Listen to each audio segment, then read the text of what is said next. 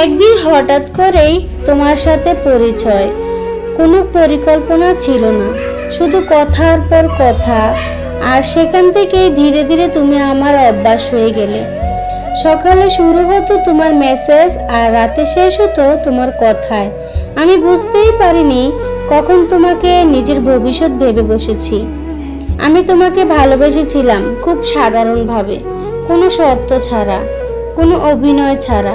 শুধু তুমি থাকলেই যথেষ্ট ছিল। কিন্তু তুমি কখনো আমার মতো করে ভাবোনি। আমি যেখানে নিশ্চিত ছিলাম তুমি সেখানেই দ্বিধায় ছিলে। তবু আমি অপেক্ষা করেছি, ভেবেছি সময় লাগলে লাগুক, একদিন না একদিন আমাকে বুঝবেই। কিন্তু সময় গেল, কথা কমলো, নীরবতা বাড়লো, আর আমি প্রতিদিন নিজের সাথে যুদ্ধ লড়তে লাগলাম। সবচেয়ে কষ্টের দিনটা ছিল যেই দিন বুঝলাম আমি তোমাকে হারাইনি, আমি কখনো তোমাকে পাইনি। আজও তোমার নাম শুনলে মন থমকে যায়, কিছু কথা গলা আটকে থাকে।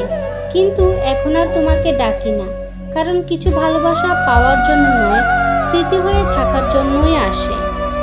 আর তুমি আমার জীবনের সবচেয়ে সুন্দর কিন্তু অপূর্ণ গল্প, যা আমি পাবো না জেনেও তোমাকে ভালোবেসেছিলাম।